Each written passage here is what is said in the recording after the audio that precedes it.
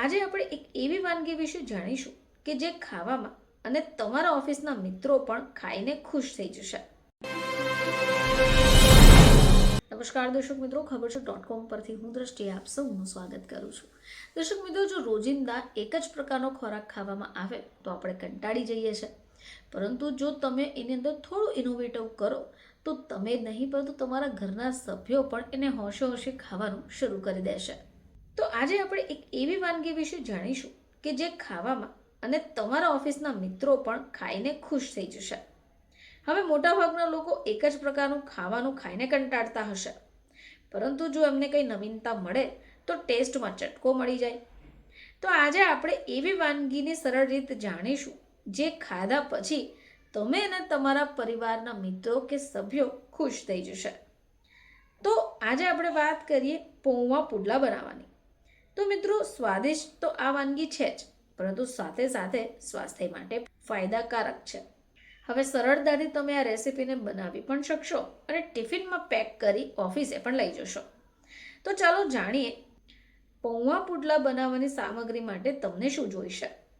તો તમને જોઈશે 1 કપ પૌવા, અડધો કપ દહીં, અડધો કપ બારીક સમારેલી ડુંગળી, 2 લીલા મરચાં બારીક સમારેલા, થોડું છીણેલું આદું, ધાણા પાવડર, 1 ચમચી હળદર, લાલ મરચું પાવડર, ધાણા પાવડર, સ્વાદ અનુસાર મીઠું અને બારીક સમારેલી લીલી કોથમીર, થોડું તેલ.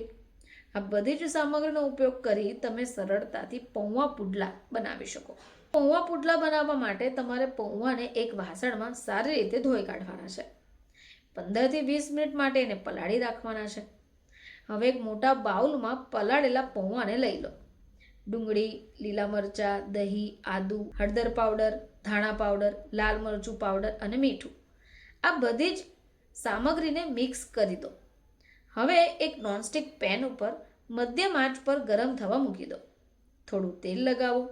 ચમચી વડે આપણે જે પૌવાનું ખીરું રેડી કર્યું છે તવા ઉપર ફેલાવી દો.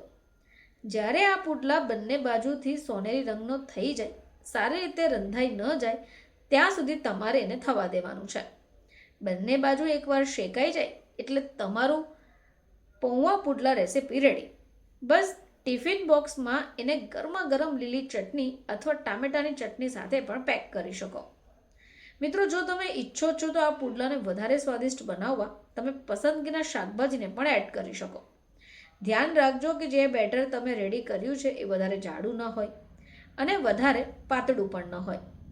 જો તમે પુડલાને વધારે તેલમાં ખાવા નથી ઈચ્છતા તો તમે એને ઓછા તેલમાં પણ બનાવી શકો છો. મિત્રો, આ અનોખી રેસીપીને જો તમે ટ્રાય કરશો તો તમારા ઘરના સભ્યો અને તમારા ઓફિસના મિત્રો પણ તમારી વાહવાહી કરી ઉઠશે. ફરીથી તમારી સમક્ષ હાજર થઈશું. ત્યાં સુધી જોતા રહેજો ખબર છે .com.